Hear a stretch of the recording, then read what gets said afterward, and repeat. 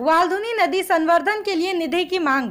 सन 2024-25 के वार्षिक अर्थसंकल्प पर कल्याण पश्चिम विधानसभा मतदार संघ के सदस्य श्री विश्वनाथ भोईर ने आज विधानसभा के सभागृह में अभ्यासपूर्ण भाषण दिया।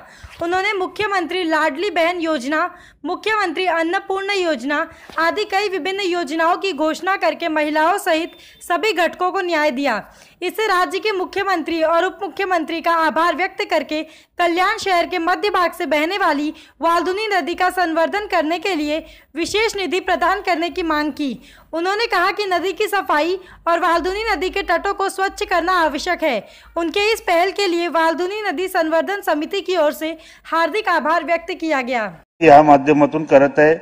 अध्यक्ष महोदय, कल्याण शहराच्या बरोबर मध्य भागातून वाल्धुनी नदी वाहते। उल्हासनगर शहरातून येताना या वाल्धुनी नदीमध्ये ड्रेनेजच्या द्वारे अनेक दूषित प्रकारचं पाणी सोडलं जातं। अनेक कारखान्यातून रासायनिक पाणी सोडलं जातं, त्यामुळे ही दूषित झालेली नदी आहे। नदीमध्ये मोठ्या प्रमाणात गाळ आहे। नदीची खोलीकरण करून नदी संवर्धन करावी म्हणून कल्याण शहरातील अनेक संस्था अनेक वर्ष आंदोलन करत सरकारकडे मागणी करत आहेत।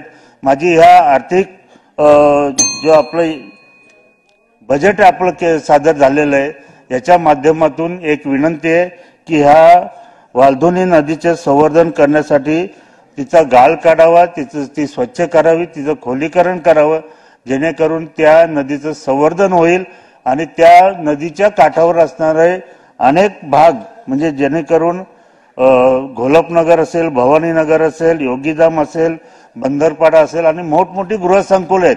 ही दरवर्षी ज्या पावसाळ्यामध्ये कमीत कमी 2 ते 3 वेळा बुडतात, तर त्यांना कुठेतरी दिलासा मिळेल।